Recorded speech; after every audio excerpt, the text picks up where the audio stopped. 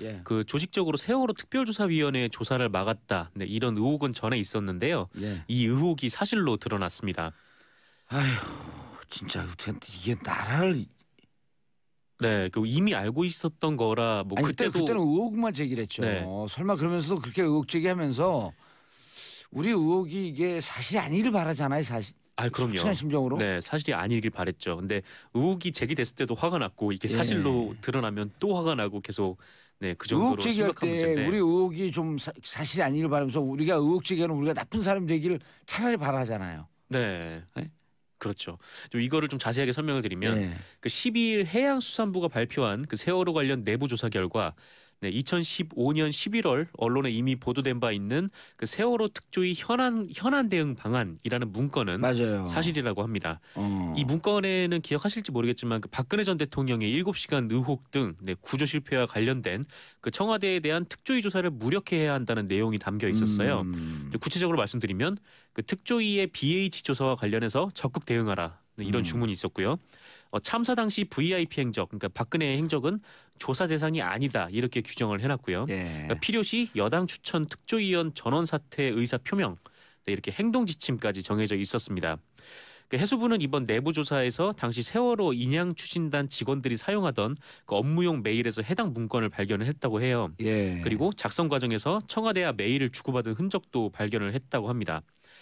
해수부는 이 문건을 작성한 실무자를 잡아서 이 조사를 했는데 예. 그 상부, 그러니까 상부라면은 윤학부 전 해양수산부 차관을 얘기하는 거더라고요. 예. 이 상부의 지시로 문건을 작성을 했고 그 청와대 국민소통 비서관실과 해양수산 비서관실과도 문건을 작성하는데 협의했다. 네, 이렇게 밝혔습니다. 예. 이와 함께 새롭게 드러난 것도 있는데요.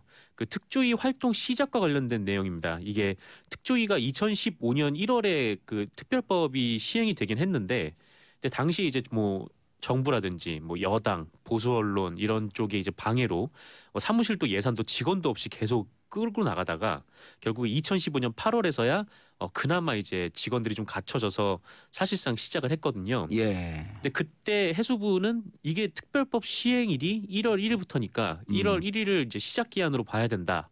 라고 그렇게 주장을 했고 특조위는 아니 다 구성이 된 게 8월인데 예. 8월부터 시작을 해야 되지 않냐라는 이 문제로 좀 논란이 있었어요. 예.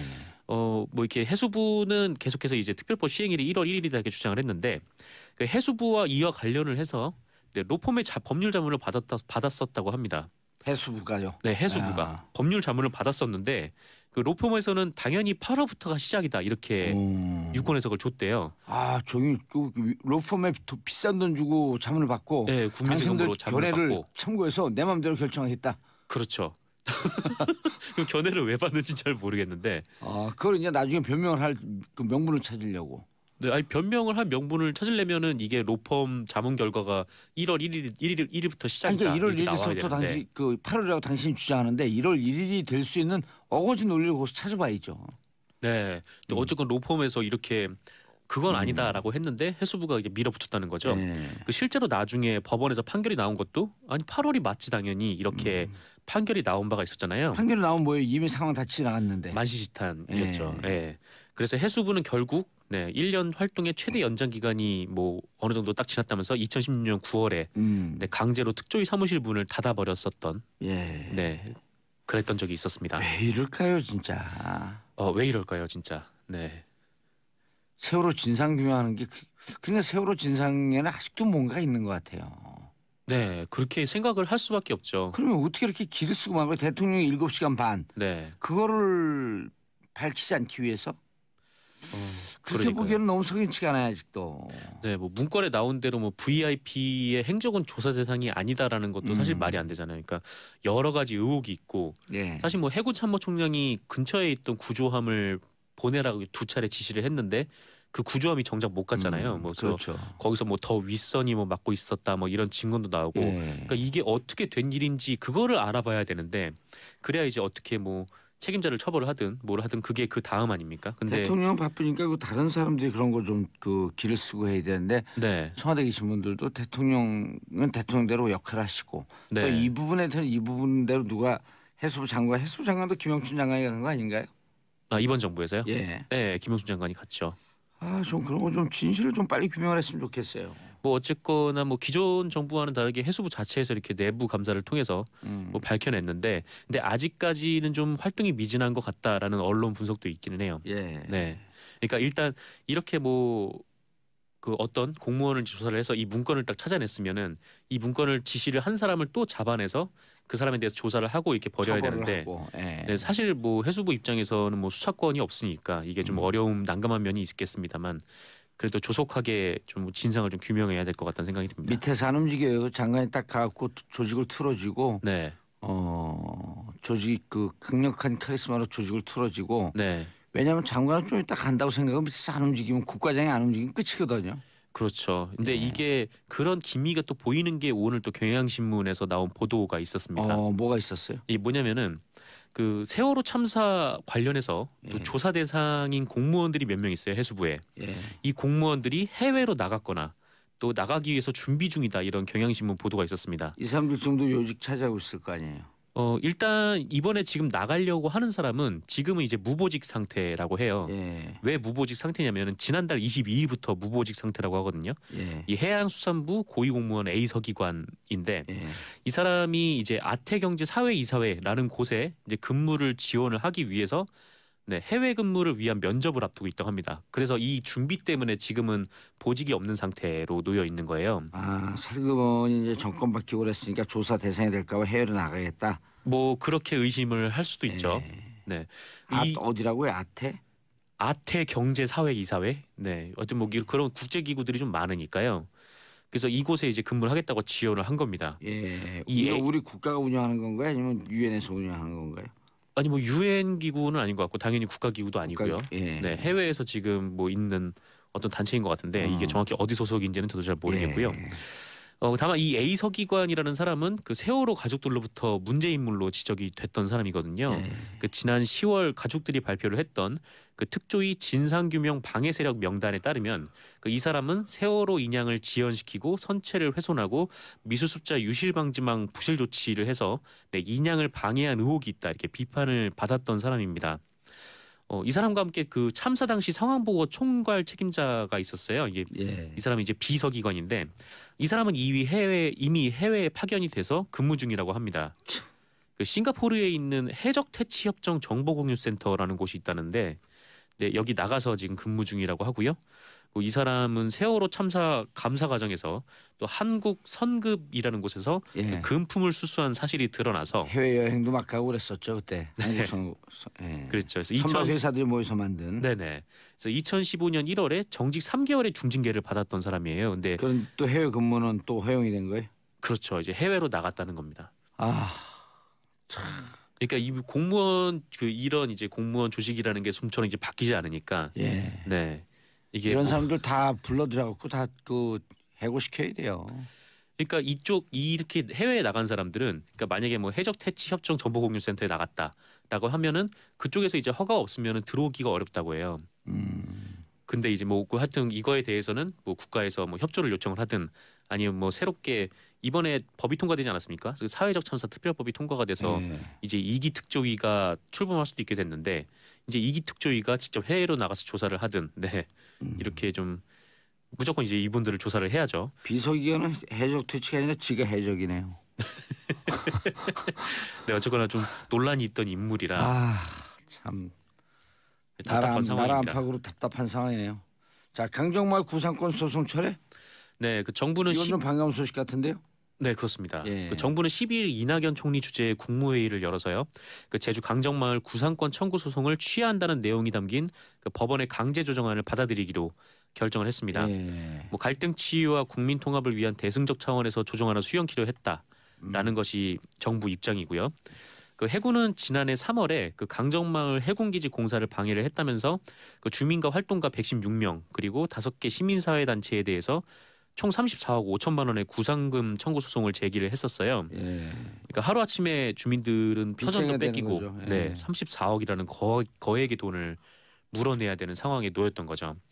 뭐 이에 대해서 이제 문재인 대통령이 후보 시절에 그 압도적 정보와 재원을 가진 정부가 그 일반 국민이나 단체를 대상으로 소송전을 벌이는 것이 부적절하다 이렇게 입장을 밝히기도 했는데 뭐 이번 결정은 국민의 기본권인 저항권을 보장하는 중요한 결정이 될 것이다. 뭐 이런 평가도 나오면서 네, 오늘 조선일보 또 일면을 보니까 그 톱 기사로 이 소식을 전했더라고요. 구상권을 왜 포기하냐? 제목이 이렇습니다. 그 불법 시위꾼이 낼 돈 세금으로 메운다라는 제목이었어요. 불법 시위꾼이라고 불법 시위라고 그 자기들이 규정을 하는 거나 그렇고 네. 세금을 조선을 뭐 탈세하지 마세요 좀. 네. 뭐.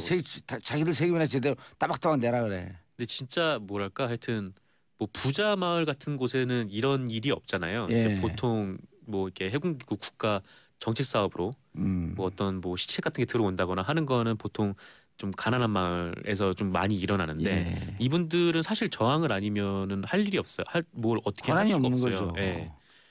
부자 동네에는 대체로 이제 재개발이 들어온다거나 뭐 이런 일이 많고. 그리고 강정마을 해군기지 만들 때 네. 주민들 공청회 한다 그러면서 찬성하는 사람들만 몇 명 또로로 데려다가 주민들 다 찬성한다고 이렇게 장난친 게 한두 건이 아니잖아요. 네, 주민들이 많이 몰랐다고도 하죠. 네. 주민들 그 기본권을 다 뺐고 생존권 다 뺐고. 네. 그리고 이제 거액의 그 구상권 포기하는 건 그 의미가 있는 게요. 네. 노조 파업하면요, 그 노동상권 헌법에 보장된 거 아니에요? 네. 파업하고 난 다음에 손배상 청구해갖고 노조 전체를 빚더미 않게 만들고. 네, 사실상 이제 노조 활동을 방해하는 행위인데 그렇죠. 법원이 계속해서 사측에 손을 들어줬었죠. 네, 지난 21세기형 노조 탄압의 새로운 방식. 네.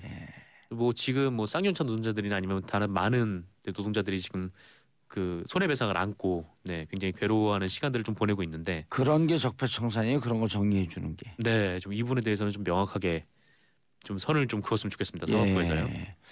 김영주 노동부 장관님 듣고 계신가요? 좀 그 안 들으면 밑에 있는 다른 공무원들 좀 듣고 김영주 노동부 장관에게 좀 전해 주세요. 이런 거 노조 파업한 거 손배상 그 손해 배보상 청구한 거 다 철회하라고. 네. 정말 부당노동 행위를 한 기업들에 대해서는 법에 있는 대로 강하게 또 처벌을 해야 다시 네, 그런 일을 하지 않을 거 아닙니까? 노조가 합법적 파업을 다 해요. 네, 그렇죠. 합법적 파업을 해요. 네, 어쨌건 다들 근로조건과 관련된 파업들이니까. 어쨌든 강정마을 구상권 소송 철회 34억 5천 모처럼 반가운 소식입니다. 네. 자, 그리고요. 네, 일본 야스쿠니 신사에서 사제 폭발물을 터뜨린 혐의로 그 일본에 수감 중인 우리 국민이 폭행을 당하는 등 인권 침해를 당하고 있다는 주장이 제기가 됐습니다. 그 2년 전 일인데요. 이거 기억을 하실지 모르겠지만 그 20대 전모 씨가 그 일본 전범들의 위패가 있는 야스쿠니 신사의 화장실에서 폭발물을 설치를 해서 이 폭발물을 터뜨렸어요. 그래서 화장실 천장이 좀 훼손이 됐다고 하거든요. 근데 일본 경찰에 의해 체포가 돼서 고등재판소 이게 일본 2심이 이제 고등재판소인가 봐요. 여기까지 거쳤는데 이 징역 4년이나 선고를 받았습니다. 그래서 현재 도쿄도 후추 형무소라는 곳에 수감 중이라고 하네요. 그런데 이 전모 씨의 모친 이모 씨가 어제 기자회견을 하셨는데 그 이모 씨에 따르면 전모 씨가 폭행 등 가혹 행위를 당하고 있다라는 주장을 하셨어요.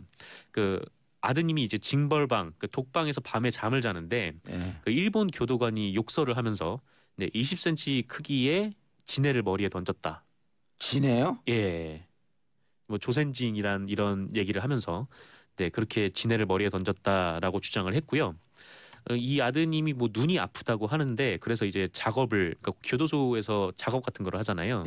이 작업을 잘 수행하지 못하면 교도관에게 폭행을 당했다 이렇게 주장을 하기도 했습니다. 뭐 지금 눈이 아픈데 잘 치료도 받지 못하고 있다라는 말도 하셨고요. 일본 쪽에서 면회를 좀 제한을 좀 두고 있다. 네, 이런 말씀도 하셨습니다. 이에 정부는 그 일본 당국에 그 진상 조사를 강력히 요구를 했는데요. 저 일본 정부에서는 이렇게 답이 왔다고 해요. 그 사실이 아니며 적절한 의료 조치를 취하고 있다. 이렇게 답이 왔다고 합니다. 범죄인 인도 협정에서 한국 소환은 안 되는 건가요? 네, 이게 가장 가족분들이 바라는 게 바로 그거인데요. 그 차라리 한국으로 송환을 해서 네, 뭐 법이 있다면 그 법에 따라서 이제 대가를 치르면 되는데. 그러니까요. 국로 이송을 해야 되는데 지금 뭐 정부 관계자에 따르면 뭐 일본 쪽에서 난색을 표하고 뭐 방해를 하고 있다 뭐 이런 얘기가 들리고 있다고 해요. 왜 그렇죠? 범죄인 인도 협정 조약이 맺어져 있으면은 보내줘야 정상인데. 네, 이게 뭐 협정 조약이 어떻게 되는지 또 좀 자세히 봐야 될 것 같은데 예. 어쨌건 일본 쪽에서는 뭐 그쪽에서는 그 전범들 위패가 있는 야스쿠니 신사가 예. 굉장히 좀 신성시되는 곳 아닙니까? 그렇죠. 네, 뭐 그런 문제가 좀 있는 것 같고 그래서 좀 신성한 건 너네 나라 얘기고. 그렇죠. 뭐 저희 나라 우리나라 얘기는 아니니까요. 예, 알겠습니다. 전 회원님, 정 기자님 목소리 너무 좋네요. 오늘 감사합니다. 러시아보다 우리나라가 더 춥다던데요. 감기 조심하세요. 추운 것도 세계 랭킹 1위입니다. 네, 시베리아보다 춥다는 얘기가 예, 나오고 일단 있다고요. 추우려면 시베리아보다 추워야죠. 확실하게요. 예, 그래서 추워갖고 입도 잘 안 돌아가요. 네, 그 혀가 얼었습니다. 네, 예, 인사하세요. 네, 감사합니다. 예, 저는 광고 듣고 2부 3별 시대 돌아옵니다. 정봉주의 정치쇼 2부 3별 시대 들어가겠습니다. 자, 고구려를 대표하는 백성문 변호사님, 안녕하세요. 백성원 변호사입니다. 예, 신라를 대표하는 김태현 변호사님, 안녕하세요. 예, 화개장터 박지훈 변호사님. 예, 백제 박준입니다. 이제 백제로 갔어요? 네, 백제입니다 이제. 완전 귀순. 네. 완전 완전 귀순. 귀순이요? 네. 중간에 왔다 갔다. 근데 왜 귀순한데 전화가 와요? 다시 귀순하라고? 아니 예, 아닙니다. 전화라니요. 예. 뭔가 좀 특혜를 줘야 되는 거 아니에요? 귀순 용사들한테. 누구 귀순용사요? 네. 아유, 뭐 공기업 뭐 이런 거. 아니 안 와도 돼요. 왜냐면 겉으로는 좀 정신 차리세요. 김태현 아, 그 변호사님. 좋으라고 하는 소리예요. 좋으라고 박 변호사 잘 되는 거 보고 싶어가지고 나는 떨어진 떡고물에서 얻어먹을까 해서 박 변호사 잘 예. 되고. 저는 뭐 잘 되긴 힘드니까. 완전 아이고. 차입니까? 뭐. 원래 이게 귀순한다고 정치적 아니 근데 귀순이 귀순이 아니고 제 법률 해석을 그렇게 할 뿐이에요. 제가 무슨 정치인도 아니고 김태현 변호사는 제가요? 정치인이지만 전 정치인 제가요, 아닙니다. 변호사님 네. 저한테 한 10분만 주시면요, 제 다음 주에 예. 아마 박 변호사 과거 발언 이런 거 모아가지고 제가 한번 하세요. 할 하고 수 있는 싶으면. 다 틀고 녹음이. 아, 사람들이 막 박수 칠 것 같아. 박근혜 대통령 잘하지 않습니까? 아니, 그러니까- 도와줘야지. 이게 한 불과 2, 3년 전 발언 아니었던가 싶은데. 노코멘트 하겠습니다. 예. 아니 근데 그런 거 틀어놓으면 네. 사람들이 그럴 것 같아. 뭐라고? 김태현 너도 좀 그래봐라. 박근혜 대통령 지금 구치소 잘 이러라고. 아니 과거에 그렇게 발언했어. 지금이라 정신 차리라고 이렇게 할 지금이라도 것 정신 차리고 전화 해야 돼. 그럴 수도 있겠네요. 내 생각에도 그쪽에 이건 역풍의 역풍. 저는 문재인 100% 대통령과 역풍. 뭐 여사님을 진심으로 이런 거 하라고. 예, 예. 그 역풍 받을 거 역풍. 아 그렇구나. 그렇구나. 역풍각이죠. 역풍각. 말 안 하려고 역풍 각이 했는데. 딱 나와. 저야 뭐 어차피 뭐 이왕 버린 뭐. 예. 예. 자 어제 김성태 원내대표 선출 김태현 변호사님 어떻게 보셨어요?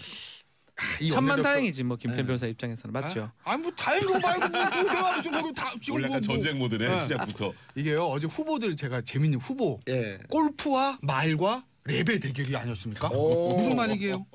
골프 홍문종 의원은 예전에 그 경기 도당위원장 할 때 수해 때 골프 쳐가지고 당에서 제명된 적 한 번 있죠. 그리고 한성규 의원은 뭐 그 경호원 폭행 뭐 얘기도 있었으나 예. 가장 최근 건 그거 아니에요. 유은혜 의원에게 예. 나 좋아? 왜 날 자꾸 쳐다봐? 내가 마음에 들어 이거였나? 상임위에서 정확한 대사가 예. 내가 마음에 들어 이거였나요? 그리고 맞아요. 김성태 의원은 바른정의랑 랩 배틀 할 때 뭐 이것도 하고 랩 배틀. 예. 어쨌든 진짜 춤을 추네요. 예, 그래서. 골프와 이제 아니, 말과 근데 랩의 일단 대결이 그쪽 딱 됐는데 얘기가 나니까 아주 오늘 작도 탁찬데. 너무 신났어 지금. 랩이 당선이 됐습니다. 네. 근데 이제 오늘은 이제 저 모든 조간 신문에 되게 보니까 이거를 분석을 할 때 이제 홍준표 체제 안착, 뭐 친박의 괴멸 이렇게 이제 했는데 저는 아직 그 갈 길은 멀었다고 봐요. 표수가 애매합니다. 왜냐하면 물론 선거란 거는 봉조사 아시겠지만 한 표로 당선되고 만 표로 당선되면 제일 좋은 끝나는 겁니다. 그렇지 않습니까? 승자 독식구조니까. 네, 승자 독식. 근데 이제 우리가 표 분석을 해봐야 되는데 제가 그런 말씀 왜 드리냐면 어제 1차 투표에서 끝나긴 했어요. 근데 55표로 당선이 됐거든요. 예. 이제 과반수 한 표 넘겼습니다. 그리고 홍문종 의원 쪽이 한 36표 나오고 17표가 중립을 표방하던 한성규 의원이 가져갔는데 예. 어제 이제 표 분석을 좀 해보자면요. 서청원 의원하고 이우연 의원 친박 두 사람이 수사받고 있지 않습니까? 안 나왔습니다. 아하. 안 나왔어요. 근데 그 두 사람이 나왔어. 서청원이 아니라 최경환 의원. 죄송합니다. 최경환 의원하고 이우연 의원 두 사람 나오면 누구 찍었겠어요? 아니 누구 찍든 안 찍든 어쨌든 네. 두 번 나왔는데 54표가 나왔으면 과반이 안 된 그렇죠. 거죠. 그러니까 두 사람이 나와서 홍문정 의원 찍었으면 1차에서 과반이 안 된다고요. 예. 그럼 결선 투표 가요. 결선 투표 가면 최경환 이후엔 이 두 분은 다 친박인가요? 아이 마시면서 물어보세요. 저한테. 잘 모르겠어요. 몰라요? 그러세요? 예. 왜 친박은 돈을 받아요? 친박 근데 그건 저도 모르겠어요. 예. 어쨌든 두 사람 곤란한 친박인데. 당황해. 예. 그러면 이제 결선 투표 갔을 거예요. 그럼 예. 갔으면 누가 누가 한성교 의원 표가 어디로 갔겠느냐. 한성교 의원에 가는 표는 중립표지만 기본적으로는 친박입니다. 넓게 보면 범친박입니다. 그렇죠. 그걸 왜 그렇게 말씀드리냐면 작년 이맘때쯤에 원내대표 경선이 있었을 때 정우택 원내대표가 친박계 지원을 받던 정우택 전 원내대표 당선이 되고 예. 나경원 의원이 비박계 지원 받아 떨어졌습니다. 그때 나경원 의원이 몇 표로 떨어졌는지 아세요? 1차 투표에서? 모르겠어요. 55표로 떨어졌어요. 정확하게. 와. 그러면 이번에 김성태 소름. 김성태 의원이 1차에서 받은 55랑 똑같은 수입니다. 오. 같은 사람일 거라고 봐요. 그 비박 55명은 그대로 있고 여전히 친박도 공고하게 그 숫자를 공고하다. 유지하고 있다. 아. 그런데 그 작년에 정우통 전 원내대표 때 전부 다 갔던 그 친박 66표가 예. 이번에는 강성 친박 35, 조금 범 친박 17 갈라졌을 뿐이다. 아. 그렇다면 결선 투표 올라가면 어떻게 됐겠느냐? 모른다? 아무도 모른다는 거죠. 그러니까 일단 당선됐으니 홍준표 대표를 어휴 다행이다. 라고 하지만 하지만 당은 여전히 반쪽 나 있는 상태다. 반쪽 나 있고 친박은 아직도 공고하다. 예. 그러니 홍준표 대표로서는 아직은 갈 길은 멀다. 예. 그리고 홍준표 대표를 비토하는 세력도 남아 있다라는 거죠. 그 17표는 강선 친박도 치지만 홍준표 대표도 마땅치 않은 게 이거거든요. 그러니까 자유한국당이 뭐 이걸 지금 뭐 김성태 의원 됐다고 해서 뭐 이제 친박이 괴멸되고 뭐 친홍 체제가 됐어. 홍무 연합군의 압승이야. 이제 뭐 힘의 소리 그건 굉장히 섣부른 판단이다. 아직 자유한국당의 갈 길은 너무 멀다. 약간 저의 한숨 결론. 돌린 거예요. 맞아요. 만약에 만약에 이 정도 분석은 그 자유한국당 분석 노벨 분석상 줘야 돼요. 죽이지 않습니까? 예, 기가 막혀. 그 당쪽 역시 그 사람이니까. 안에서 활동을 하는 사람이니까. 내부자니까. 예. 아침 조간신문보다 낫지 않아요? 근데 여기에서 네. 박근혜 대통령이 나오면서 눈물까지 살짝 흘리면서 얘기했으면 아이고 청취자 여러분, 저는 티어스 오브 박이 아닙니다. 잘하면 이제 최경환 의원 아닙니다. 얘기할 때 올 수도 예. 있어요. 예. T.O.P 아니에요 요즘 탑. 티어스 오브 박. 그것도 그렇게 하시네. 탑태연. 탑태연. 좋네. 자, 근데 무시는 못할 것 같아요. 자기 55표로 당선된 사람이거든요. 의원 중에 절반 이상 아니면 자기를 지지하지 않는 사람이 있다는 걸 알기 때문에 마음대로 하기는 쉽지 않지 그러니까 않나 친박이 생각이 많이 공고하다라고 들어요. 하는 게 의미가 있네요. 네. 그렇죠. 친박이 있다는 걸 본인이 봤거든요. 운 좋게 된 거예요. 어째 보면 맞아요. 한 표 차이로 예. 정말 운 좋게 된 거기 때문에 만약에 좀 압도적으로 됐다 그러면 원내대표직을 좀 잘할 수 있을 것 같은데 되게 눈치를 보지 않을까. 아마 우리 최경환 지금 이제 체포 동의안 들어갔습니다. 네. 과연 어떤 스탠스를 잡을까? 이게 김성태 원내대표의 아마 첫 어떤 과제고 그거를 보면 좀 알 수 있지 않을까 이건 생각이 거의 듭니다. 정해졌어요. 네. 이게 이게 동의안 통과되나요? 동의안은 통과가 되죠. 동의안은 통과가 김성태 되는데 어떻게 하냐는 거죠. 이제 자유한국당의 입장이 뭐 장제원 의원도 얘기했던 거라 좀 유사하게 갈 것 같아요. 그러니까 체포동의안 명시적으로 반대는 안 하는데 예. 불참.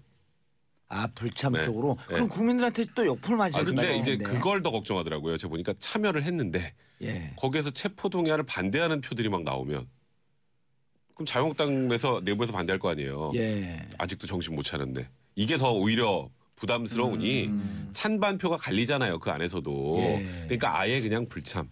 아예 이게- 불참. 하지만 묵시적으로 체포동의안을 동의하는 거죠. 당 차원에서는. 그걸 뭐 방탄국회라고 해서 보내 안 되고 뭐 어쩌고저쩌고 난리치는 게 아니라 알아서 하세요.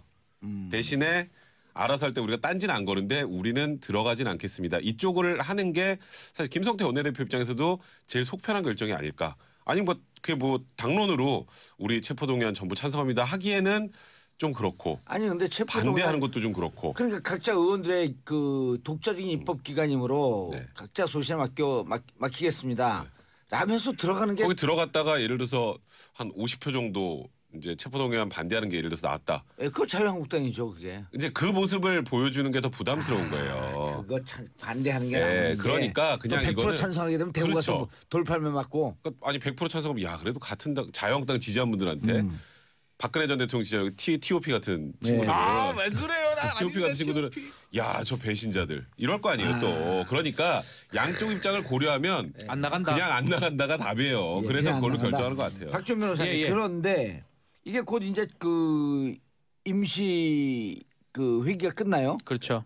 그런데 그때 좀 기다렸다 체포동의안이라 아니라 그때 청구해도 다 네. 되는데 왜 이 시기에 예. 그럼 정면으로 국회 당신 한번 막으려면 막아봐라라고 검찰이 국회 견제구입니다 이거는. 손봐주기 위해서 견제구 던졌다? 예, 직구는 아니고요. 예. 살짝 그 국회한테 예. 밑밥을 던진 거예요. 과연 그럼 당신들은 어떻게 여기서 나올 것이냐. 그럼 이때 국회에 있는 이승엽은 뭐라 그럴까요? 예, 이승엽이요. 이승엽입니다.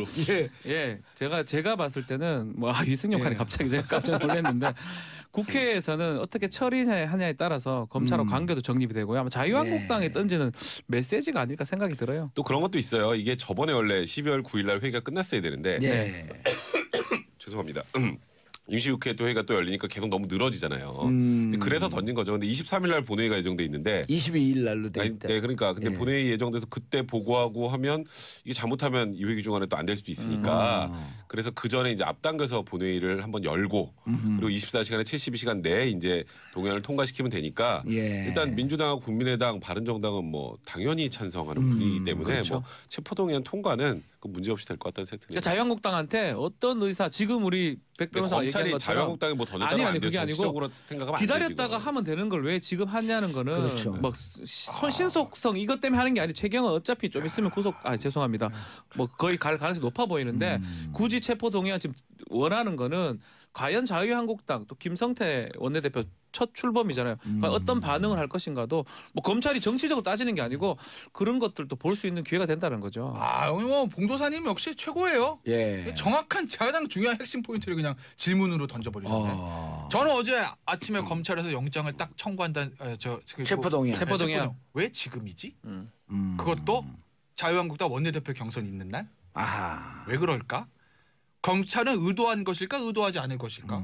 검찰 내에 서울중앙지검장 직속에 정무수석이 있나? 뭐 이런 생각들. 그러니까 어쨌든 뭐 저도 뭐 검찰 증거는 없기 때문에 예. 검찰이 정치적 의도를 가지고 있다라고 말씀은 못 드리지만 검찰의 의도와 상관없이 박지원 변호사 말 맞다나 자유한국당은 폭탄이 뚝 떨어진 거다.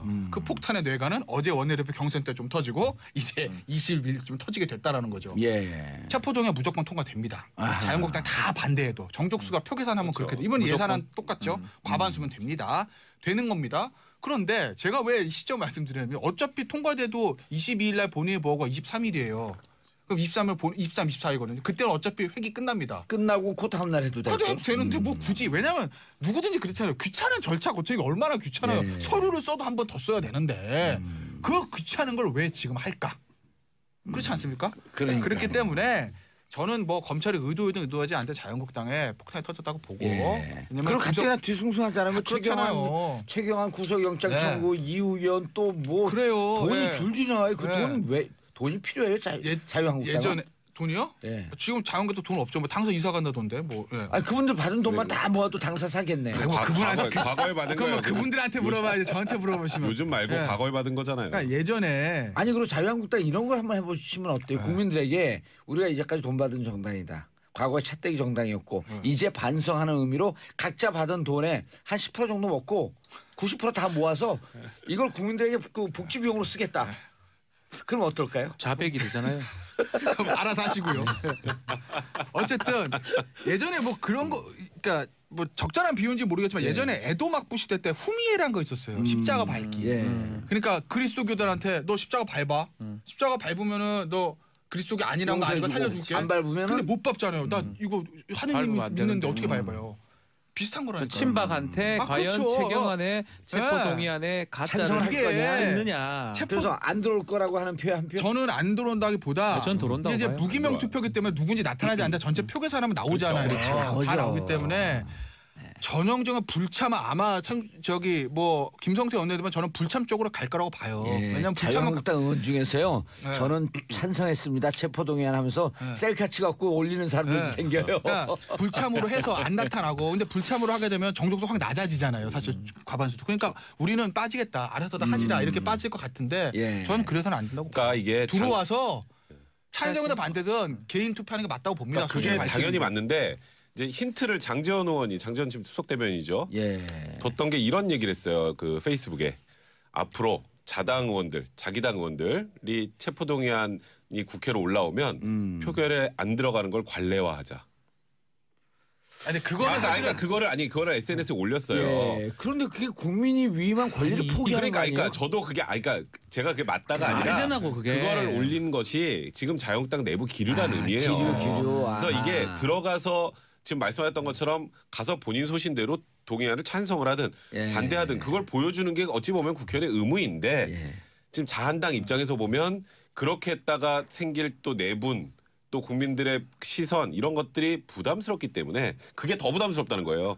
그래서 이제 불참하는 쪽을 결정한 것 같고 그리고 지금 이제 김성태 원내대표가 이제 또 걱정할 거 많죠. 뒤숭숭하잖아요. 최경환 지금 하나로 끝이 아니잖아요. 예. 이우현 의원 이우현 의원은 이우현 의원. 우현 그 급 입원을 했는데 근데 이분이 예. 이우현 의원이 지금 2번 이제 검찰 출석 요구 거절했거든요. 근데 이게 참 희한하게 검찰에서 출석하라고 그러면 중환자실까지 가네요. 아니 이제. 그 우연의 일치예요 이 의원이. 그러니까 우연의 지금 중환자실에 입원하셨답니다. 그 가짜 차용증 급조하는 의혹도 그게 있고. 이제 인테리어 업체 잠깐만 네. 일단 명단은 그리고 원유철 지금 원유철 나갔죠. 원내대표 오늘 나갔어요. 오늘 출석했나요? 엄용수 이분은 개그맨 아니었었어요? 아니요. 아 그분은 있어요. 저 아니에요. 미량 창녕에서. 고 명수 아닙니다. 이군현 이군현 우리 17대 동기인데 예. 권석창 배덕광 아유. 야 국회의원 이름이 처음 보는 사람들도 있어요. 근데 돈은 주나 보네 이런 사람들한테. 다 그쪽이라서 그래요. 정리를 해드릴까요 의혹들을? 예. 이거는 제가 아까 간단히 말씀드리면 이우현 의원 같은 경우는 2014년 지방선거를 앞두고 예. 이제 남양주 의원으로부터 이제 공천원금을 한 5억 원 정도 받은 거. 아 자기 지역도 아니잖아요. 그러니까 뭐 자기 아니, 용인인데, 어쨌건 그 사람. 그, 예, 용인이에요. 그쪽이니까 오. 용인이니까. 그다음에 정교공사 업체한테 또 금품을 받았다는 거. 뭐이 사람들은 지금 또 두 사람들 다 뭐 지금 문제가 돼 있는 상황이고. 그다음에 지금 원유철 의원 같은 경우도 지역사업가들 통해서 수억 원 정도 수수했다라는 그런 의혹을 받고 있고요. 그래서 지금 조금 전에 포털에 섰다가 조금 전에 들어갔어요. 아 원유철 전 원내대표죠. 네, 나머지 분들까지 뭐 다 이렇게 포함을 해서 보면 지금 김성태 원내대표 입장에서 그럼 이거를 그럼 다 내줘야 되는 건가? 이야. 이거 뭐 지금 내년 그래서 우스갯소리로 재보궐선거가 최경환 그냥 빼고. 거의 총선급으로 치러지는 게 아니냐 뭐 이런 얘기가 아니 근데 나오는 지금 거예요. 들어가게 되면 내년까지 대부분 아니, 확정이 안 아, 되기 그렇죠. 때문에. 예. 나오는 엄영수 존칭 빼고 엄영수 이군현 권석창 배덕광은 1심 또는 2심에서 당선 무효가 나온 사람들이에요. 아 님이 나왔어요? 나왔어요. 배덕광은 구속 여기 LCT 부산 LCT 그렇죠. 관련. 오. 권석창 존칭 뺄게요 기니까. 예. 권석창 이 사람은 저기 선거법. 예.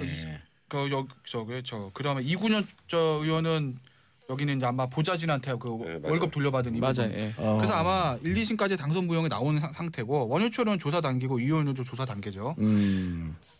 뭐 저보고 자꾸 뭐 자유한국당 내부 사정 잘 안 말씀하시는데 자유한국당 내부 사정 알건 모르건 간에 갈 사람은 가야 됩니다. 아, 갈 사람은 가야만 하겠지만 그이 지역에 거기 재보선 들어가려고요? 출마하시려고?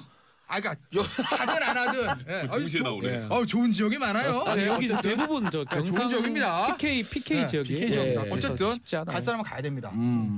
예. 이우현 의원에 대해서 한마디 제가 드리면요. 저 예. 이분 모르는데 이분 의원직 사퇴하시는 거 맞아요. 왜냐? 지금 물론 의혹이지만 예. 아직 수사 안 받았으니까 액수가 커요? 나와 있는 것 중 제일 악성입니다. 금액이 제가 그렇죠. 봤을 때는요. 최경환 의원보다 더 이게 악성이라고 봐요. 왜? 최경환 의원은 예. 뭐 잘못된 거지만 뭐 다 맞다고 하더라도 야 국정원 특합의 관례사성서 그런 말을 할 수라도 있어요. 오. 그런 말을. 근데 이분은 공천원금이거든요. 아, 공천 더 악성이에요. 의혹이니까. 공공연한 비밀. 의혹이긴 하지만 예. 그리고 제가 의원직 왜 사퇴하라고 말씀드리냐면 이분이 아까 저기 백 변호사 얘기하듯이 뭐라 그러냐면은 이거 예전에 심상도 너무 아파가지고 지금 거동도 못할 단계라고 그러잖아요. 예. 거동도 못할 단계면요 의원직 사퇴가 병 고쳐야죠. 그렇죠. 그렇지 않습니까? 아, 거동도 못할 때 돈. 그렇잖아. 국민의 세금으로 야 이거 너무 재밌어가지고 전화가 오네요 그냥. 그러니까. 너무 재밌어가지고. 아니 국민의 세금을 의원하시는데 그렇죠. 지금 몸이 아파서 거동도 못할 단계면 의원직 사퇴하고 건강한 사람 하게 하고 본인은 건강을 찾으셔야지. 지금 현존하는 의원들 그렇지 중에 않습니까? 가장 구속될 가능성이 높은 그러니까 사람이에요. 저는 예. 뭐 빨리 병 치료하시고 치료 나중에 조사를 받으시지 뭐 아프시다니까 제가 뭐라고 말을 안 하겠는데 예. 의원직 사퇴하고 치료 받으세요. 세금 자꾸 세비로 가져가지 마시고. 예, 알겠습니다. 김태현 변호사님 그 말씀하실 때 죄송합니다. 그 전화기를 새로 구입해갖고 어떻게 끄는 줄 몰라갖고 죄송합니다. 이런 일 없도록 하겠습니다. 너무 재밌어서 전화가 왔나 봐요. 예, 그렇다니까. 아니 근데 그것도 아는 전화면 괜찮은데 070 광고 전화. 오죽하면 070 광고하는 건데 재밌으니까 아니, 거기 근데 정치 아니, 좀 나는 이 덕에 전화 오는 덕에 김태현 변호사님 살아났어요. 왜냐면 이우현 지역이 평택인가 어디 가까운 지역 아니에요? 용인입니다. 용인이에요. 용인. 네. 그래서 가까워서 빨리 가기 쉬운 데라서 빨리 거기 그 물러나라고. 평택 원유철. 저희 부모님이 용인 사시는데요. 예. 이우현 의원 지역군 아니에요. 아 그래요? 또 부모님 금방 이사 가실 수 있잖아요. 용인 넓으니까. 용인이 크죠. 예. 예. 아니 그러면 이게 많아요. 한 6, 많죠. 7명. 네. 자 그리고 오늘 지금 눈물을 흘릴 불안불안해할 분이 한 분 계시잖아요. 원내대표 됐으면 그래도 수사망을 좀 피했을 텐데 홍문종 당시 미방위원장. 근데 홍문종 의원에 대해서는 뭐 예. 아직 뭐 얘기가 나오는 건 없으니까 예전에 이제 말씀하셨던 대로 있었죠. 저기 누구죠? 저 최민희 의원이 이제 방송 나오셔가지고 나 빼놓고 다 로비 받았을 거다라는 말씀을 하셨는데, 예. 예? 그러니까 당시 이제 미방위원장이니까 이제 전병헌 전 수석 관련해가지고 뭐 그렇게 생각들을 하는 건데 아직까지는 나온 건 없으니까. 알겠습니다. 그건 뭐, 예, 지금 알겠습니다. 자, 샵 1035 문자 보내주시기 바라겠습니다. 김수정님 중환자실 아무나 못 들어가는데 거길 어떻게 들어가셨대요? 이정현님 이러다 보궐선거가 총선 저리 가라 규모일 듯. 윤영희님 김태현 변호사 오늘 작두 타시네요. 예, 그 당 얘기만 나면 작두 타요. 조명숙님 백성문 변호사님 목소리 너무 좋습니다. 1650님 박지원 변호사님 화이팅. 유머러스한 정치평론 즐겁습니다. 자, 우리가 이거 계속 얘기를 들어야 되는데 3부로 그냥 바로 넘어가야 될 것 같죠? 어떻게 생각하세요? 일단 지금 투표할까요? 한 1분 남았네요. 아니 그냥 우리 넘어가도 돼요. 그리고 그래요? 3부 좀 길게 하면 되는 거지 뭐. 자, 구속영장 얘기를 해야 되는데 그죠? 구속영장이요? 하려면 시간이 많이 걸릴 것 같아. 기각이 막 돼가지고 속상합니다. 그건 3부에서 하면 되죠. 그래서 그거 시간이 상관이죠. 좀 걸릴 것 같아서. 알겠습니다. 자, 광고 듣고 3부 돌아오겠습니다. 채널 고정하소서. 정봉재 정치쇼 3부 순서 들어가겠습니다. 고구려 대표하는 백성문 변호사님, 박지훈 백재 변호사님, 네. 그리고 김태훈 신라 변호사님 3변시대 함께하고 계십니다. 자, 우리가 2부에서 좀 일찍 끝났어요. 근데 전병헌 수석 김태효 전 외교 안보비서관이죠?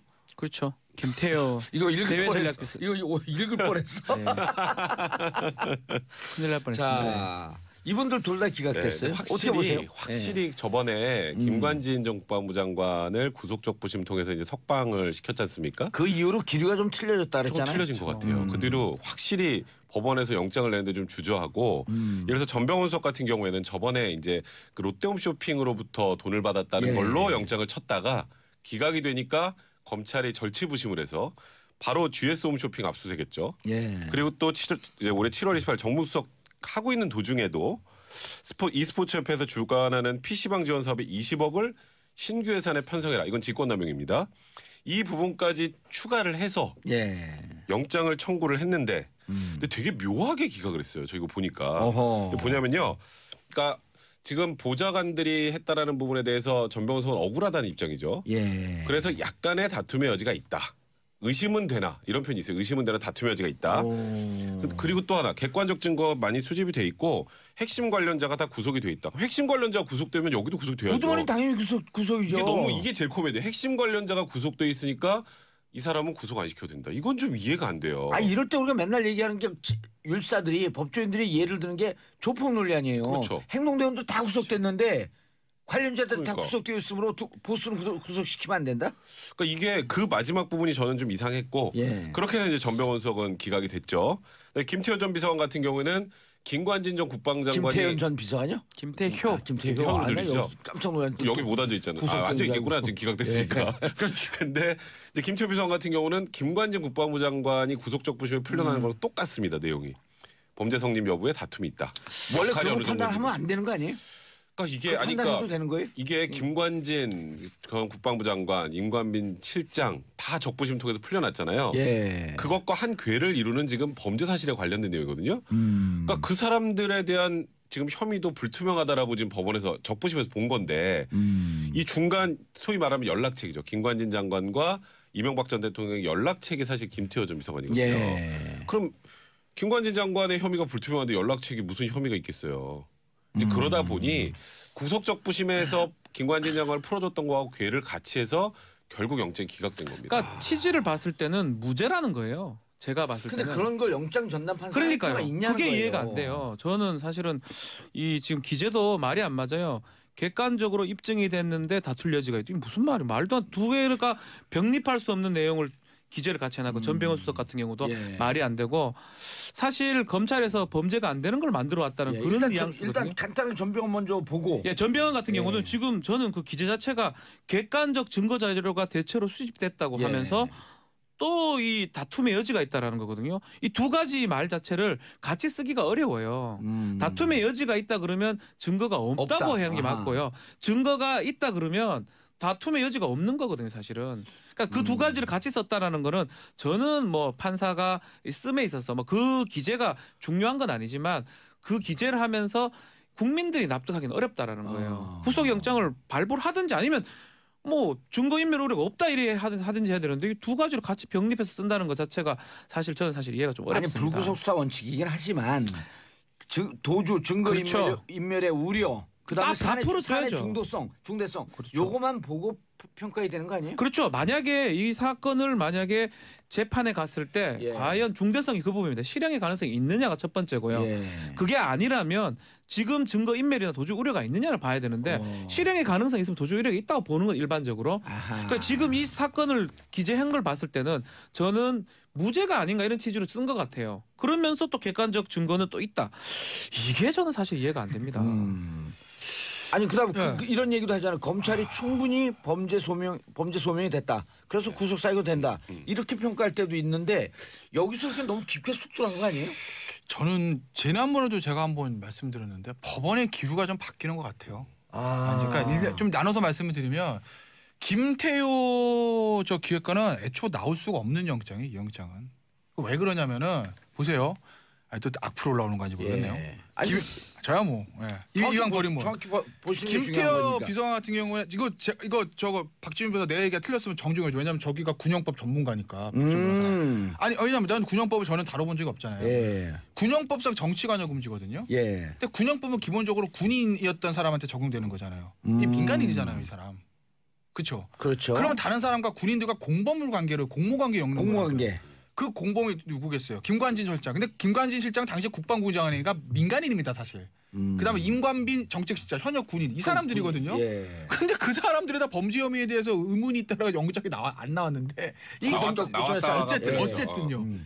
이 김태효 기획관 나올 리가 있겠어요? 아. 이거는 검찰도 알았을 거예요. 제가 봤을 때는 알았는데 검찰 입장에서 보면 이 댓글 문제에 있어서 MB로 가는 길목에 김태효 기획관을 조사까지 했는데 영장을 안 치고 그냥 보내기는 부담스러웠을 거예요. 그래서 저는 김태효 기획관의 경우에는 안 나올 줄 알면서도 저는 검찰 쳤다고 봐요. 혐의가 군형법상 정치관여죄니까. 그래서 네. 제가 그 말씀을 드리는 겁니다. 뭐 직권남용 뭐 이런 거라면 뭐 모르겠는데 군형법상 정치관여금지가 이건 애초부터 안 나오는 겁니다. 근데 잠깐만요. 안 나오고 알고 전 했다고 보고 검찰에서 전병헌 수석은 저도 참 희한하네요. 예. 전병헌 전 수석은 지금 아까 이제 백 변호사가 진짜 잘 설명해 줬는데 이거잖아요. 객관적 증거는 수집됐다. 관련자들 다 구속됐다. 그런데 너는 들어가지 말라는 이건 왜냐하면 또 정무수석 출신이므로 그렇게밖에 안 이건 들려요. 뭐죠? 아, 그러니까요. 아니 전병헌 의원이 전 수석이 구속돼야 된다 이런 얘기를 한 게 아니고 네. 법원의 논리가 과연 네. 이 법 논리상으로 합당하냐 이걸 지금 따져보는 거 아니에요? 그러니까 오히려 이런 거, 그러니까 권한 논리는 가로 들어가면 야 그러면 관련 증거로 다 있는 거 아니니? 그럼 관련 증거가 구속되지. 그러니까 얘가 관련 증거가 다 있으니까 증거인멸 우려는 없고 야 전병헌 얼굴 모르는 사람 또 어딜 도망가겠냐 출국 금지돼 있는데 그러니까 박근혜 대통령 뭐하러 구속해놨노? 그렇잖아요. 네, 그렇잖아요. 그러니까 거치 따지면 그렇다는 거예요. 그러니까 이제 그러니까 예. 제가 마지막 얘기는 형사정도법의 그 원칙들 있잖아요. 예. 원래는 불구속수사 원칙인 게 맞죠. 예. 그거를 강화하려는 법원의 기류가 좀 바뀐 거라고 저는 봐요. 불구속 수사 원칙으로 하자. 네, 그러면 이 기류가 아무리 이 사람들이 문제가 있고 그 범죄 혐의가 있다고 네. 할지라도 검찰이 지금 네. 너무 구속 남발한다. 그래서 이거대로 가면 아마 존칭 뺍니다. 많으니까 예. 우병우, 최경환, 이우연 제가 봤을 때 거의 다 구속 기각될 것 같은데요. 근데 이 기류대로 그러니까 하면 이게 제일 이해가 안 되는 게 뭐냐면요. 예. 제가 아까 그 얘기했잖아요. 핵심 관련자는 다 구속이 됐는데 왜 여기서부터는 다 풀어줘요? 그러니까 그게 이상한 거. 그러니까 여기도 그럼 다 거죠. 불구속으로 하고 예. 같이 불구속으로 해야죠. 아니 뭐 핵심 관련자들도 네. 구속 적부심은 다 풀어줘야지 그럼. 그러니까요. 그러니까 저도 그러니까 분명히 법원의 기류가 바뀌었어요. 저도 아까 시작할 때 그런 예. 얘기를 했잖아요. 근데 이게 기류가 바뀌면 이제 어떤 문제가 발생하냐면 검찰이 무능한 조직으로 낙인이 됩니다. 예. 그래서 쉽게 생각해 보세요. 현직 정무수석 옷 벗었습니다. 정무수석 옷 벗었잖아요. 수사 시작하고. 근데 구속도 안 돼. 근데 그 내용을 보면 다툼의 여지가 있대. 그럼 그 정도 혐의도 완벽하게 입증 못한 정무수석을 끌어내려 수사를 한 거야? 예. 또 이런 비판을 받을 수밖에 맞아요. 없고. 아니 이런 거랑 똑같은 거예요. 4인조 강도가 집에 들어가. 그 집에 들어가고 3명 열심히 강도하는데 한 사람은 팔짱을 끼고 관망을 하고 있어. 그러면 적극적으로 범죄에 가담할 의도가 없었으므로 이 사람은 석방. 이렇게 들리는 그렇죠. 거거든요. 그러니까 그래 거기에다가 지금 뭐 이명박 전 대통령에 관련된 수사를 이렇게 쭉 올라가고 있었던 예. 그 라인도 영장을 발부받았던 사람마저 좀 이해 안 되는 방식으로 구속적부심을 풀려났죠. 그리고 구속적부심을 풀려나서 그 문구가 있기 때문에 아까 말했던 것처럼 군용법상 정치관여죄라는 부분도 있지만 거기서 그렇게 적시했는데 영장 전담 판사 또 뒤집어요? 그것도 뒤집는 거예요. 그래서 거기서. 그러면 그 적부심이 또 풀려납니다. 영장은요 이렇게 봐야 되거든요. 사실은 과거형이고 현재형일 수 있지만 미래가 가치가 담겨져 있는 거예요.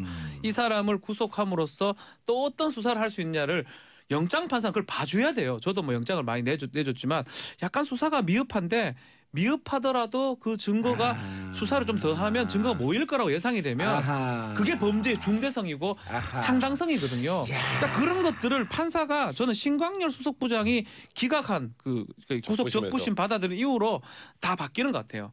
그 전에 영장 전담이 냈던 게 본인들이 냈던 거를 기각해 구속 적부를 해버렸잖아요. 그 형사 수석부장이니까 그러다 보니까 이번에도 만약 내가 괜히 발부해놨다가 또 적부심 돌아서 그래 되면 어떡하냐 이러다 심리적 압박감 때문에 전병헌하고 이 김태호까지 영장 발부를 하지 않은 게 아닌가 저는 그런 생각도 좀 듭니다. 그런데 전병헌 이 정도면 이게 이제 아니 물론 그 구속영장이 기각된다고 해서 죄가 없다라고 하는 건 아니잖아요. 불구속 재판을 받는 건데 그럼 그럴 거면 수석으로 있으면서 재판 받으면 안 되나요? 수석을 굳이 물러나야 되나요? 그럼 유죄가 확정되기 전까지 나는 무죄 추정의 원칙 아니에요. 그러니까 이제 그런 것 때문에 검찰이 오히려 지금 비난을 받을 수가 있는 상황이 됐고 그러다 보니까 검찰이 지금 부글부글합니다. 이제 뭐 일단 과거에도 뭐 법원의 영장 판단 존중한다의 취지는 아니었잖아요. 지금 굉장히 강력하게 지금 비판을 하고 있잖아요. 성명까지 내고 그랬잖아요. 그러니까 이제 아주 간단하게 말씀드리면 이명박 전 대통령에 대한 이 국정원 군 사이버 사령부의 댓글 그다음에 뭐 군무원 증설 이거는 MB까지 수사 못 가요. 이제 그건 단정적으로 말씀드릴 수 있어요 이제는. 여기가 지금 혐의가 다 애매하다는데 전직 대통령을 이걸로 포탈에 세워요? 못 세우죠. 우리가 이제는 좀 뭐 우리가 이제 사실 이 원칙대로 좀 돌아갈 필요가 있다고 봐요. 생각이 좀 바뀌어야 되는데 사실은 형사소송법은 불구속 수사 원칙인 거잖아요. 그러니까 다툼의 여지가 있는 것들 피의자의 방어권 보장과 무죄 추정의 원칙에 따라서 그거를 이제 우리가 조금은 좀 확립시켜 나갈 필요가 있다고 보고 여야 보수 진보 이런 문제가 아니라 그리고 저도 좀 그런 모든 국민들도 저도 마찬가지 여기 있는 사람 다 마찬가지일 건데 일단 구속돼야 뭔가 저 사람이 잘못한 것 같고 벌을 받는 것 같고 그죠? 불구속되면 괜히 봐주는 것 같고 벌을 안 받는 것 같고 무죄가 이런 생각이 듭니다. 그건 어쩔 수 저희도 변호사지만 그런데 심리적 그런 생각이 드는데 그게 아니라는 거를 우리가 이제 좀 왜 이어서 합니까? 그렇죠. 다 내가 사라고 일반인들 조사할 때 일반인들도 일반인들 구속을 그렇게 쉽게 하면서 예를 들어서 이게 그 어디에 한 축이냐면 국정농단 중요한 사건으로 사건인데 나온 거거든요. 네, 그렇죠. 그리고 그때 9년 동안 이렇게 댓글 개입이나 이런 등등으로 인해서 군도 그렇고 국정원도 그렇고 하지 말아야 될 일을 했는데 블랙리스트 같은 경우 직권남용 같은 경우 이 세 분 뭐라 해서 그랬어요? 안 되죠. 직권남용 같은 경우는 큰 범죄가 아니기 때문에 구속영장 나오는 게 아주 드뭅니다. 그런데 그분들 다 구속영장 나왔어요. 다 나왔죠. 싸그리 나왔죠. 그래서 그 구속영장 나와서 직권남용이 그 지금 제대로 처벌받고 있다고 국민들은 생각하고 있는데 느닷없이 군이 정치에 개입해서 그 가지고 막 그냥 놓고 귀순하고 막 그랬잖아요. 그렇죠. 우리 좀 귀순 좀 받아줘. 그런 건 안 하고. 그러니까 이럴 때 국민들이 야 그럼 어디에 감정 이거는 오히려 대법원이나 법원의 국민들이 더 문제 제기할 가능성이 높죠. 진짜로 그러니까 제가 저번에도 그런 얘기 말씀 한번 드린 적이 있는데 영장 전담 판사의 이름을 국민들이 아는 거 원치 않아요. 그리고 법원의 판단은 존중받아야 된다고 생각해요. 그런데 너무 많이 알게 됐어 이제. 다 알죠. 아니 어떤 분은 뭐 기강요정 뭐 이런 별명도 있던데요. 그 제가 성함은 안 밝히겠습니다. 근데 그럴 정도로 이제 국민들이 영장 전담 판사에 대해서 좀 이상한 눈초리로 쳐다보기 시작했는데 저도 지금까지 계속 판단은 존중받아야 한다고 하지만 슬슬 저도 갸우뚱하는 것들이 생기다 보니 이게 지금 그럼 어떤 기준을 가지고 지금 영장을 발부하고 기각하는 건지 지금 우리 댓글 난리가 났어요. 2992님. 2992님 보니까 그분이 생각난다. 아시네요. 앞뒤가 똑같은 우병우. 그분도 구속영장 청구됐는데. 네, 그렇죠. 지금 분위기면 안 되죠. 자, 강부영, 오민석, 권순호, 신광열 판사들이 해도 너무하는 거 아닙니까? 법원 앞에서 촛불 들고 싶네요. 이런 분 내용 문자 지금 엄청 쏟아져 들어오고 있어요. 그러니까 이게 이해가 되는 게 직권남용죄가 우리 예전에 만들 때는 하급 공무원이 뭐 발급해 줄 때 그걸 뭐 함부로 했고 직무 그를 만들어놨는데 지금 직권남용죄 5년 이하의 징역이지만 지금 봐요. 뭐 입법안이 지금 들어와 있긴 하지만 국가의 위정자나 최고의 실세들이 했던 직권남용은 하급 공무원의 직권남용은 그 궤를 달리하거든요. 대통령직을 이용한 직권남용. 그렇죠. 아니에요. 그렇다면 판사가 똑같은 직권남용 형법상 직권남용을 봐도 다른 어떤 각도로 봐야지만이 되는데 그렇지 않고 똑같은 기준으로 직권남용 5년 이하짜리니까 별거 아니라고 생각하고 구속영장을 조금 주저한다. 글쎄요. 이거는 글쎄요. 저는 불구속 수사에 동의를 하지만 그렇다면 앞으로 그런 기조로 가는 거는 맞다고 생각이 들지만 그거는 일반 사건 가서 하면 돼요. 일반인들 사건 뭐 절도범이라든지 뭐 그렇게 그어서 하면 되지. 이 국정농단 사건은 잘 정리가 돼야 되잖아요. 이 사건을 이렇게 중간에 이렇게 어쩌면 초를 친다는 느낌이 좀 들거든요. 검찰이 잘했다는 게 아니에요. 만약에 검찰 수사가 잘못됐다면 비난을 받아야 되지만 이제껏 다 그래 구속을 하다가 지금은 구속이 안 된다. 저는 이해가 잘 안 됩니다. 그래서 2992님 저는 이 말씀 충분히 이해가 됩니다. 아니 여기 있는 그 대한민국 최고의 변호사 바로 밑에 있는 변호사들 아니에요. 바로 밑이라 다행이네요. 바로 바람이 제일 좋아요. 저는 평균이 안긴 한데요. 저는 뭐 그럼 대한민국 변호사들 평균이 안 된다는 거예요? 평균 두 사람은 평균 이상인데 저는 이한데 제가 순도하고 겸손하기까지 해요. 자 그런데 이제 방금 우리가 얘기하다 말한다. 그럼 우병우 수석은 이 분위기면 퀴각이죠. 지금 사실 저는 우병우 수석은 원래 구속영장에 발부되기도 힘들다고 생각했는데 최은수 국정원 2차장도 기각됐잖아요. 그죠? 거기는 패키지가 이제 추명호 국장. 아 추명호 국장 구속이 돼 있잖아. 그러니까 이제 추명호 국장, 그다음에 최은수 국정원 2차장, 우병우 수석. 근데 이제 물론 여기서 최은수 2차장은 이렇게 얘기했죠. 추명호 국장이 직보하는 건 알고 있었는데 나는 알고 있었지만 말리지만 않았어요 정도였거든요. 소극적 관여. 근데 그게 먹혀서 기각이 된지 모르겠습니다만 어쨌건 지금 우병우 수석은 아니 그냥 이 국정원으로부터 직보를 받건 안 받건 간에 잘못된 사람들 문체부 직원이 뭔가 잘못됐거나 문체부 국장이 잘못됐거나 그 부분 확인하는 거는 그냥 민정수석의 일이에요. 그거 내 직무 범위 내예요. 아니고 저기 누구야 그 이석수 특별감찰관 것도 내가 좀 억울해서 했고 이 사람이 뭔가 다른 의도가 있어서 그러는 게 아니라 그거 확인하는 것도 민정수석의 그 직무 범위예요. 이렇게 주장을 해요 다. 그러니까 이제 그러니까 우병우 수석의 지금까지 영장이 다 기각된 게 둘 중에 하나입니다. 이거 제 직무범인데요. 민정수석 직무범인지 어디까지 얘기해 보세요. 그럼 검사도 말 못해요. 민정수석 어디까지 하는지 아는 분 계세요? 어디까지 하는 건지 그거 하고 또 하나는 근데 참 그걸 제가 몰랐네요. 제가 좀 무능합니다. 이 두 개를 지금까지 빠져나왔단 말이에요. 근데 이번 것도 그럴 개연성이 높고 저는 정말 영장전담 판사의 성함을 말씀드리고 싶지 않지만 최근에 굉장히 많은 영장을 기각한 분이 또 우병우 수석을 영장 전담을 하게 됐어요. 기각 요정. 그 전병헌 수석 영장 기각하신 분입니다. 권순호 판사 아니에요? 네, 권순호 부장이고요. 이제 또 뭐 신문에서는 이런 얘기도 하더라고요. 통상적으로 영장 치면 한 이틀 안에 보통 실제 심사를 하는데 피고인의 그 피의자죠. 피의자의 방어권 행사 차원에서 변호인 의견서도 내게 해주고 3일 후로 잡았어요. 그러니까 거기서부터 사람들이 느낌이 이상하다고 벌써 얘기가 나오는 거예요. 이 기각을 예고하고 있다. 이제 그렇다 보니 이게 또 우병우 수석은 이번에도 그냥 나오는 것 아니냐 이런 얘기가 좀 저는 많아요. 변호사 하면서 영장 실질 심사는 많이 들어가잖아요. 제가 하면 일반인들 잘 기각 안 하잖아요. 10명 하면 정말 한 건 성공하면 제가 눈물이 납니다. 기각을 받으면. 정말 10건 몰라 능력에 따라 다르지만 저는 하는 범죄들이 뭐 중한 범죄라 그러면 그래서 평균 이하라는 거예요? 아주 평균이하긴 한데요. 그 제가 느끼기에는 뭐 느낌이 변호사마다 다르겠지만 정말 한 20건 정도 하면 한 건 될까 말까가 영장 기각 받는 거거든요. 영장 기각 받으면 밤에 술 먹고 춤춥니다. 변호사들도 너무 신이 나가지고 그 정도인데 지금 저 느낌에 언론에 보도되는 국정농단 사건 관련해서는 거의 절반 정도로 기각된 느낌이에요. 제 느낌이긴 하지만 절반도 더 된 거 아니에요? 그래서 저는 최근이 거의 기각이죠. 되게 이상하다는 생각이 많이 듭니다. 뭐 그럼 검찰이 수사를 정말 잘못하든가 아니면 법원이 정말 바뀌었든가 둘 중에 하나인데 참 어색합니다 많이. 두 측면들 다 있어요. 사실은 검찰의 좀 무리한 구속영장 남발도 분명 있다고 봐요. 저는 국정농단 사건 있습니다. 이 분위기 속에서 영장 그러니까 이제까지 좀 약간 아무래도 국정농단 사건이 단순한 죄를 떠나서 국민의 감정과 좀 탄핵과 맞물리는 측면들이 없지 않아 있기 때문에 검찰 일이 좀 그것을 좀 반영을 해서 좀 특검도 그렇고 무리하게 영장 친 게 있어요 분명히. 다른 사건 같았으면 안 나올 영장들 치지 않을 영장들이 영장을 청구를 하고 발부된 사람 케이스도 있습니다. 국정원 사건에서. 예. 그러니까 법원도 좀 검찰도 좀 무리했고 그런데 법원도 지금 예. 급격하게 좀 방향을 좀 선회하는 거죠. 그런데 불구정 원칙으로. 한 그 판사 출신 예. 영장 전담 판사를 했던 한 변호사 얘기는 이런 얘기를 해요. 자, 고위공직자로 갈수록 구속영장을 청구하면 이것은 받아들여져야 된다. 왜냐? 도주인멸은 없지만 증거인멸의 위험은 고위공직자로 갈수록 증거인멸의 가능성은 높아진다. 그렇기 때문에 청구를 신중하게 뭐 하는 것은 이제 기본 전제로 하면 고위공직자라고 하면 일반 사람들이면 도주의 위험이 있지만 증거인멸은 불가능하다. 그러나 고위공직자로 가면 증거인멸의 위험성이 높기 때문에 왜냐하면 자기 직위를 이용하는 거니까. 그렇죠. 그렇기 때문에 우병우 수석 같은 경우는 반드시 구속영장을 발부했어야 된다. 이 논리는. 근데 우병우 전 수석은 제가 봤을 때 안 나옵니다. 왜냐면 나오려면 기존에 나왔었어요. 왜냐면 제가 사실은요. 예, 잘 알아요? 이제까지 우병우 전 수석에 대해서 영장 모든 방송에서 비난을 받으면서 다 기각될 거면 예. 다 맞췄거든요. 예.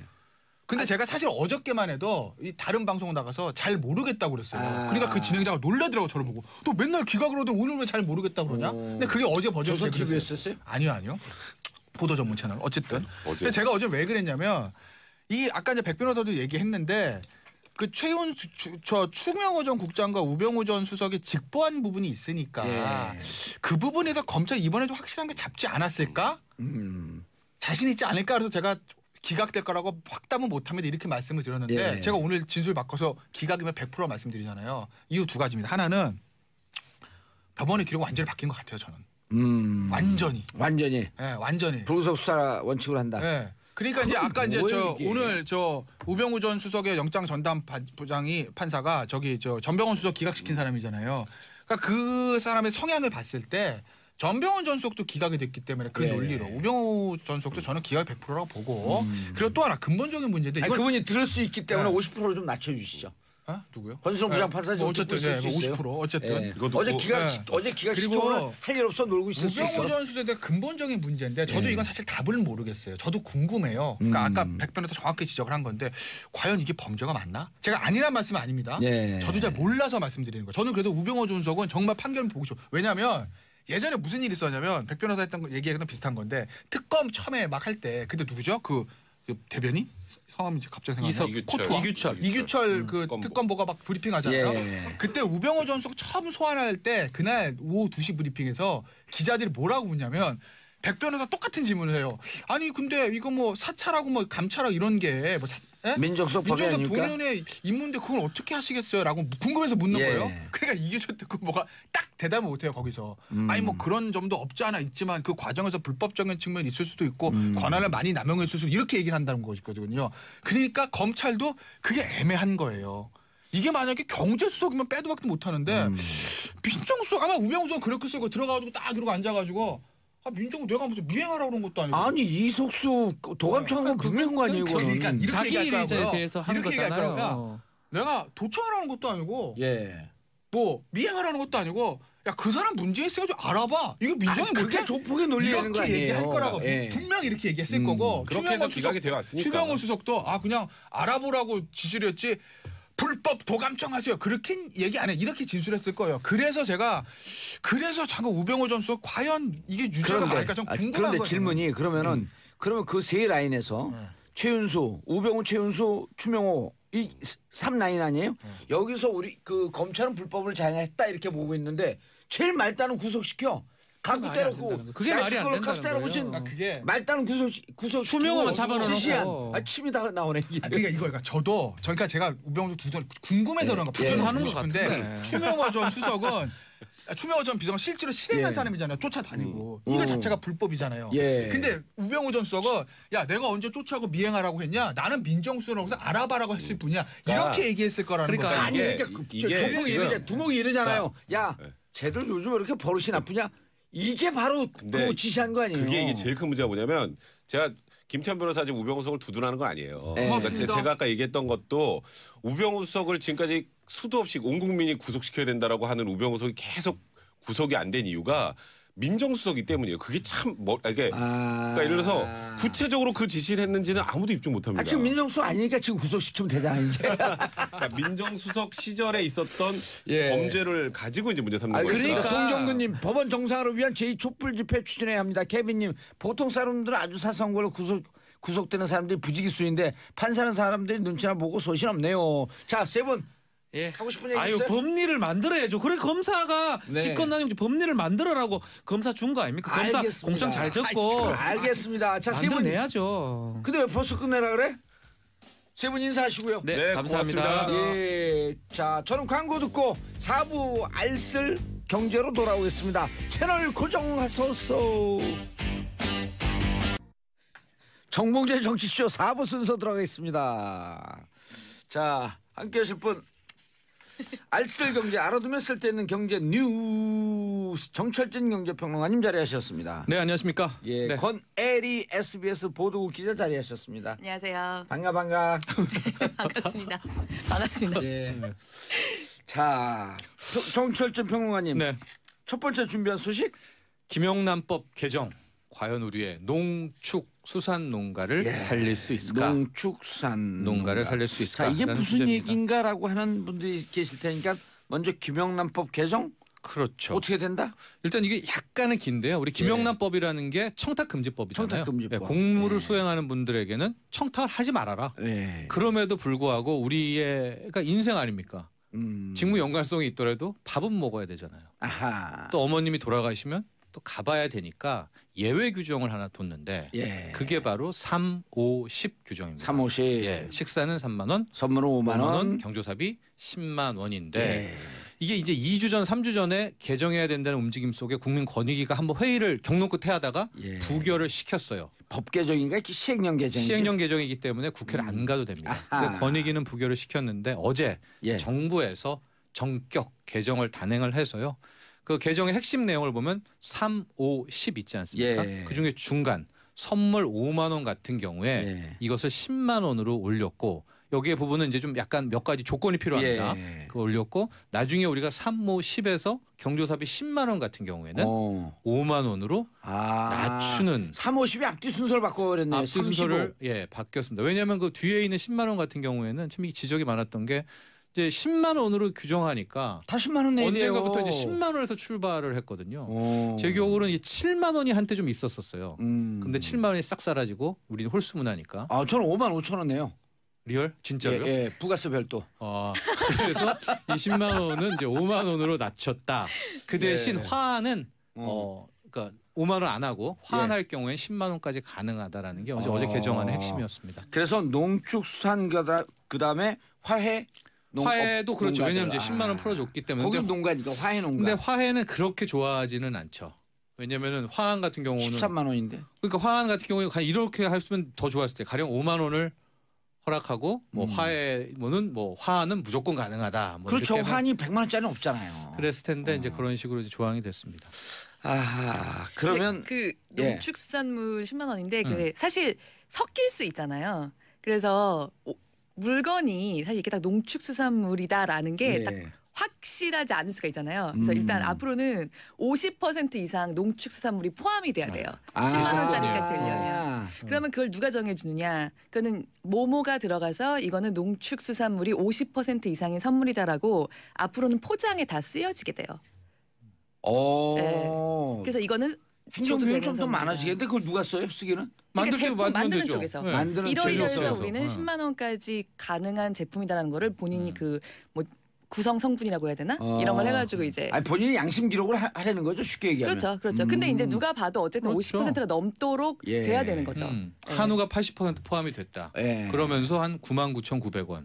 그러니까 이거는 이제 10만 원 이하니까 선물이 가능하다. 가능하다. 네. 이것은 공무원들에게 선물해도 된다. 뭐 이렇게 어필을 하겠죠. 그리고 이제 이런 것을 약간의 그 융통성을 줬기 때문에 선물 특히 농축수산물의 선물은 좀 자유롭게 하실 수 있습니다라고 하는 시장에 메시지를 준 거네요. 그렇죠. 게다가 이제 형평성 논란이 그 동안에 좀 있었거든요. 예. 왜냐하면 축산농가 같은 경우가 이제 가장 많이 주장을 했는데 예, 세잖아요, 원유 단가가. 게다가 이제 한우 농가 같은 경우에는 그 동안에 정부가 FTA 하면서 축산을 풀어주고 와서 한우 농가한테 한 얘기가 미국산 소고기 들어오더라도 한우를 프리미엄으로 만들어라.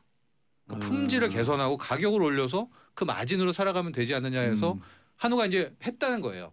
그런데 이제 당장에 3, 50이 나오면서 선물을 5만 원으로 하라면 한우를 못 5만 원짜리 한우는 어떻게 예. 만드냐 이제 이런 볼멘 소리가 있어서 이번에 전격 개정에 단행한 것이 아닌가 보여집니다. 사실 10만 원짜리 한우도 불가능해요. 선물 줄 때는 아니, 기본 사이즈가 있기 때문에. 그렇죠. 예. 아니 사실은 동네 그 정육점 가서 이 맞춰도요 한 13만 원, 15만 원 이쯤 되더라고. 선물로. 예, 네. 선물용으로. 네. 그래서 사실 그러니까 이거는 이해관계가 다 엇갈릴 수밖에 없는 지금 상황이잖아요. 예. 그러니까 이게 지금 그 개정안에 대해서도 막 되게 환영하는 데도 있고 아닌 데도 있고 한데, 그러니까 약간 말 타면 경마 잡히고 싶다고 한우 농가 측에서는 우린 아예 빼달라. 그러니까 방금 말씀하신 대로 우리는 아예 이게 적용을 받지 않게 해달라는 사실 성명을 그것도 냈어요. 안 되잖아요. 그럼 개정안법 왜 만들었어요? 그래서 개정안이 이거 나오자마자 그 직후에 그 이제 관련 단체 협의회가 있어요. 거기서 뭐 한우는 어차피 5만 원, 예. 10만 원이 돼도 그러니까 뭐 할 수 있는 세트가 없다면서 우리는 아예 김영란법 개정 받는 데서 빼달라 이런 성명을 좀 내기도 했고요. 예. 아니 전체 중량의 50%가 넘지 않게.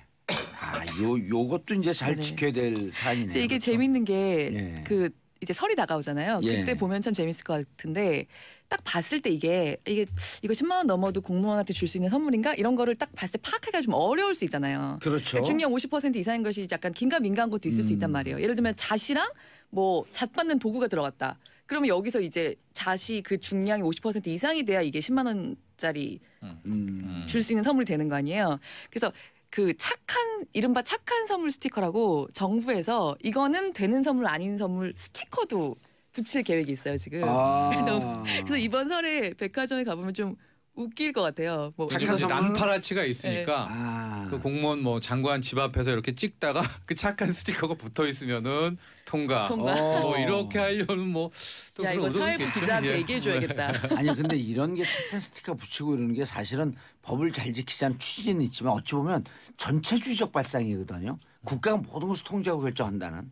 게다가 이제 더 큰 걱정이 예. 한 번 이게 우리 뚝이라는 게 요만한 구멍 맞아요. 하나 뚫리면 이제 밀리잖아요. 예. 정치권에서도 쪽문 열면 곧 대문 열린다 열리잖아요. 그러거든요. 이제 3, 5, 10을 그래서 저도 뭐 이런 여러 토론회에서 일단은 한 1년 더 가보자는 쪽으로 많이 주장을 했었는데 아까 형평성 때문에 농축수산물을 풀어줬다고 하니까 당장이 지금 소상공인협회 쪽에서는 이제 식사 3만 원 아닙니까? 예. 그러니까 식당은 그러면은 맞아요. 왜 지금까지 어마어마하게 피해를 봤는데 형평성이라면 식당도 구제해줘야 되는 게 아니냐? 식당도 한 5만 원 해줘야 되는 네, 거 그럼 아니에요? 55로 해야 되냐고 이제 하는 입에 다 털어버려. 그래서 지금 이렇게 밀리면 안 된다는 비판의 목소리가 예. 있는 거죠. 아니 근데 방금 이게요. 문방주님 저도 이런 궁금함이 있었어요. 근데 공무원한테 왜 선물을 줘야 해요? 그렇습니다. 저만 주위에 공무원 고위공직자가 없는 건가요? 대한민국 국민들 한 90%가 주위에 고위공직자 없어요. 네. 그래서 지금 나오는 정말 노골적인 얘기는 이걸 왜 풀어주느냐. 농축수산 뭐 화훼농가 소상공인들을 위한 것이 아니라 1년 동안 공무원들이 특히 고위 공무원들이 해보니까 선물이 하나도 안 들어와. 그렇죠. 그러니까 그래서 어쨌든 이거를 타고 내려온 것이 아니냐라는 지금 비아냥 섞인 소리도 국민들의 상당수 나오고 있거든요. 네. 예. 그러니까 장명진님 이 이분들에게 우리 국민들이 이렇게 훌륭해요. 핵심입니다. 네. 김영란법 추진을 네, 받지 받지 말라는 않았나. 것입니다. 네. 한 발 더 나가면 네 밥은 네 돈 내고 먹어. 집으로 들어오면 남의 돈을 먹냐고 이 얘기거든요. 맞아요. 그렇습니다. 그러니까 사실 그 여론이 좀 상당히 안 좋은 것 같아요. 그러니까 경조사비를 5만 원 내리긴 했지만 이 농축수산물을 중심으로 이렇게 올린 것에 대해서 당연히 아까 말씀하신 것처럼 그 식당업계에서는 지금 난리거든요. 왜 우리는 뺐냐? 3만 원은. 예. 우리도 막 자영업자들 진짜 10개 가게 중에서 하나 남고 5년 지나면 다 폐업하고 이런 어려운 상황인데 맞아요. 그러면 사실 아까 말씀하신 대로 형평성 얘기가 나왔으니까 또 그것도 좀 안 들을 수 없단 말이에요. 그러니까 진짜 이렇게 한 번 밀리기 시작하면 이건 되게 어려워지는데 이렇게 풀어주면 어떡하냐는 그런 비판이 상당히 많죠. 그래서 저는 이제 해법으로 이낙연 총리가 강하게 주장을 했지만 정말로 농축수산 농가를 위한다면 예. 저는 이제 개별 라운드에서 김영란법은 두고 뭐 다른 이번 한미 FTA 관련한 추가 지원책이라든가 이런 부분으로 정부가 접근을 하는 것이 더 진실성도 있고 예. 더 본질적으로 접근하는 것이 아니냐. 왜냐하면 3, 5, 10에서 그 5만 원, 10만 원 올려줬다라는 것이 또 진짜 얼마나 맞아요. 도움이 되겠습니까? 장덕희님 일반인들끼리는 김영란법과 아무 상관없이 주고받을 수 있는데 그렇잖아요. 제가 네. 우리 정철준 평론가한테 이번 설날 맞이해서 그 뭐 한우 세트 선물 주는데 한 12만 원. 아무런 직무 아무 문제 연관성도 없습니다. 없고. 우리 둘 사이는요. 예. 네. 그래서 제가 공무원 안 되는 거예요. 자, 왜 난리인지 모르겠습니다. 그렇죠, 여기 핵심이에요. 그렇죠. 그동안 우리 얼마나 장덕희님. 뇌물을 많이 바쳤길래. 네. 예. 예. 그러니까 이런 목소리들이 많이 나오는 거예요. 맞아요. 네. 근데 이제 오늘 우리 방송의 논조가 중요하네. 우리가 이거 고치는 것을 긍정적으로 보게 되면 사회 분위기가 싹 긍정적으로 가는데 지금까지 우리가 상당히 부정적이었어요. 맞아요. 이거 좀 더 해봐야 돼요. 네. 하려면 아주 많이 자영업자 이분들 진짜 힘들거든요. 자영업자 한 10만 원 풀어줘요. 카페 식사도. 예. 예. 예, 아까 예. 식당. 선물은 뭐 5만 원이야 한 50만 원 풀어줘요 그냥. 그런데 정말 이게 막 부정적으로 볼 수밖에 없는 게 네. 350이 핵심이 아니거든요. 아까 우리 네. 얘기하셨지만은 청탁 금지입니다. 350은 그 전체 김영란법 중에서도 일부 중에 일부죠. 일부인데 마치 지금 보니까 350만 남고 이제 35만 남았죠. 예. 청탁 금지라는 건 사라져서 이런 점들이 정말로 안타까워요. 예. 자 다음. 자 그래서 김영란법은 국민들하고 공무원들의 법 감정이 따로 놀고 있는 것 같다. 그렇다. 자 다음 이슈 권혜리 기자님. 네, 참 진짜 자꾸 아까부터 왜 자꾸 고사 상황 생각나지? 예. 저희 사실 그 방송 시작하기 전에도 잠깐 했어요. 엄발의 화무시비롱이라고 오줌 하잖아요. 예, 화무시비롱. 예. 진짜 네. 정말 열을 붉은 꽃이 없다고. 사실 유통업계의 왕은 백화점이랑 사실 마트였잖아요. 예. 2000년대 이후로는 특히 그냥 딱 그 마트 백화점 딱 제왕 이게 변한 적이 없었는데 정말 이제 바뀌고 있다. 유통의 시도가 바뀌고 있다. 이런 거를 좀 볼 수 있는 게 있어서 좀 가져와봤어요. 화무시비롱인데 저는 왜 이선희 가수의 노래가 생각나죠? 옛날이요. 옛날에 좋았다. 이제는 기울고 있다. 이제 대형마트의 예, 시대가 대형마트 시대가 가고 간다. 있다. 저 이선이 나지만 노래가 옛날이요. 알아요. 예. 참 20대하고 대화하기 힘드네. 옛날 사람. 아니잖아요. 감사합니다. 저기 마트가 네. 줄었어요. 일단 이마트가 2군데가 폐업을 했거든요. 네, 그래서 이제 국내 그 마트 중에 이제 규모로 1위인데 이마트가 원래 147개가 있었어요. 전체 대형마트가. 근데 이마트가 2군데를 폐업을 하면서 145개로 줄었습니다. 145개. 마트는. 네. 그리고 지금 그 백화점 빅3죠. 예. 그러니까 롯데, 신세계, 현대 이 세 곳이 그 2019년까지 3년 동안 신규 출점 계획이 하나도 없어요. 처음이에요. 이렇게 최장 기간 동안 백화점이 신규 출점을 전혀 하지 않는 거는 그 백화점 생긴 이래로 이런 일은 처음이거든요. 그러니까 백화점은 보통 이제 그러니까 허가 신청 받는 데부터 짓는 데까지 5년 정도 걸리기 때문에 미리 플랜을 다 볼 수가 있잖아요. 네. 그래서 2020년에는 현대가 하나 예정을 한 게 있어요. 예. 근데 그 전까지 2019년까지는 백화점은 전혀. 예. 경기 선행 지수가 형편없다는 거 아니에요? 이렇게 되면? 근데 어떻게 봐야 되는 거예요, 이거를? 딱 그렇게만 말하기는 어려운 게 사실 백화점이랑 마트가 더 이상 이제 그렇게 제왕으로 딱 있을 수 있는 유통 환경이 아니게 된 게 더 큰 온라인으로 구매하는 그렇죠. 게 늘어났고 예. 직구하는 게 늘어났고 네네. 또 한 가지가 바로 1인 가구입니다. 그러니까 백화점의 몰락은 실은 방금 얘기하신 것처럼 온라인. 백화점은 거기에 그 입점 그 마진이 거의 한 20% 20%. 그러니까 기본이 40%를 세일하는 게 우리가 보통 온라인을 살 수 있는 가격과 이제 똔똔이 되는 그렇죠. 그런 이제 거거든요. 백화점에 내는 수수료 이런 게 있으니까. 그렇죠. 근데 이거 소문이 다 났죠. 네. 게다가 대형마트가 무너지게 된 것은 1인 가구인 게 1인 가구가 가가지고 막 물 안 사죠. 이제 이분들은 오피스텔이나 이런 원룸에 네. 살다가 편의점에서 좀 더 돈을 뭐 몇백 원 더 주더라도 하나 두 개 사니까 완전히 소비 패턴들이 바뀌고 이러면서 대형마트에 대한 매출과 마진도 떨어지면서 이제 자연스러운 사실 도태다. 백화점은 딱 우리나라 사람들이 되게 좋아하는 컨셉의 원래 유통이었어요. 왜요? 그러니까 외국 같은 경우는 파리 같은 데 가도 예. 약간 예를 들면 뭐 샤넬이다, 루이비통이다 이렇게 막 명품 샵들이 의리의리하지 그들이 들어가 있는 백화점은 그렇게 의리의리하지가 않거든요. 맞아요. 백화점이 약간 예. 시장스러워요. 네, 맞아요. 예. 그게 그러니까 우리나라 사람들은 처음에 그 코스트코 들어왔을 때 안 될 거다라고 얘기를 했던 게 그렇게 도와주는 직원도 없고 막 어둡고 창고 같은 데 각자 다 나가서 꺼내야 창고형 되고 매장. 네, 창고형 매장 그런 거를 원하지 않을 것이다라는 게 우리 반응이었는데 이제 사람들이 거기 가서 조금이라도 더 싸게 사는 거를 더 좋아하거든요. 근데 반대로 백화점은 되게 밝고 되게 그 점원들한테 손님 대접 받고 그다음에 좀 비싸게 사지만 문화센터 같은 것도 있고 약간 이렇게 두루두루 대접받는 느낌의 그런 유통이 좀 맞는다라는 게 있었었는데 이제 그게 무너지고 있는 거죠. 그래서 아까 그 정철진 선배 말씀하신 대로 약간 사실 이렇게 이마트는 2개나 폐점까지도 했지만 노브랜드라고 그 백화점에서 PB하는 이마트에서 PB하는 게 있거든요. 그런 조그만 점포들은 사실 굉장히 늘리고 있어요. 그러니까 이제 그 신세계 자체가 줄고 있다기보다는 그렇게 조그만 점포들, 노브랜드 스토어들을 이렇게 막 많이 내고 한편으로는 스타필드 같은 큰 대형 복합몰 그런 것들을 해야 장사가 되지. 딱 그 중간 규모 정도의 옛날 느낌의 그 백화점이 더 이상 조금 어려워지는 환경이 됐다는 거죠. 얼마 전만 해도 백화점에 이렇게 쇼핑 간다라고 하는 게 나들이 가는 듯한 느낌이었잖아요. 근데 이제 그거를 이제 스타필드나 뭐 롯데월드몰 같은 그런 체험형 복합 매장들이 가져갔죠. 많이. 그리고 나머지는 좀 작은 매장들로 가고 온라인으로 싹 다 보내고. 그러니까 이 쇼핑 트렌드가 바뀌고 있는 거네요. 그렇습니다. 그래서 백화점에도 이제 변신이 시작이 된 거죠. 너무 백화점 수수료가 비싸요. 그러니까 물건 파는 걸로 이제 할 것이 아니라 백화점이 점점 물건 파는 건 줄이고 우리 권혜 기자가 얘기한 것처럼 생활 체험 그곳에서 먹고 마시고 노는 이제 이런 쪽으로 공간이 바뀔 겁니다. 백화점이 10시에 오픈하잖아요. 10시, 10시 반에 오픈하는데 백화점 매출을 올리고 사람들을 견인할 수 있는 요인이 하나 있어요. 정봉주의 정치적 틀어놓는 거예요.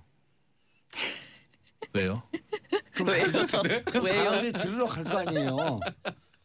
그 노래 대신 도사님 목소리 나오는 거죠. 그럼요. 이게 노래 들으면 재미없어요. 근데 막 이렇게 그러면서 백화점 줄고 있어는 우리 왔는데?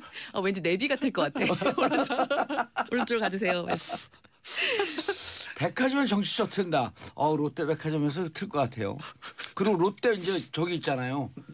저희 롯데월드 손님이 없거든요. 정치적 틀은 막 사람이 올 거야. 오른쪽으로 도세요. 알겠어. 전체적인 트렌드가 바뀌고 있다. 그렇죠. 네. 그래서 전 이런 반성이 좀 있었으면 좋겠어요. 백화점이 사실은 수수료가 폭리거든요. 그럼요. 20%에서 막 40%까지 되잖아요. 40%까지 되죠. 좋은 브랜드는 또 조금 내고 여기서도 부익부 빈익빈. 이거 전문용어로 시장에서 백화점의 갑질이라고 우리가 얘기했잖아요. 그렇죠. 강자에겐 약하니까. 이번 기회에 백화점에서 수수료 낮춰서 좀 싸고 좋은 제품이 백화점에 있다. 그럼 백화점에서도 거기서도 공동구매 자기들의 그 회의적으로 온라인도 잘 만들어 놓고 그리고 막상 와서 하게 되면 다양한 볼거리가 있다. 아까 말씀하셨던 체험. 백화점 가니까 정봉주가 거기서 토크 콘서트를 하고 있는 거예요. 강의하고 정봉주 강의.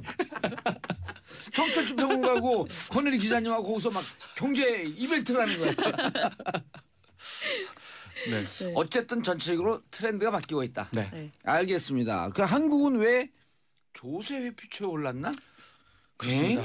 지난주 정말 큰 뉴스였었는데요. 이건 뭐예요? 유럽 연합에서 이제 재무장관들이 모여가지고 조세 회피처 블랙리스트 17개 국가를 발표를 합니다.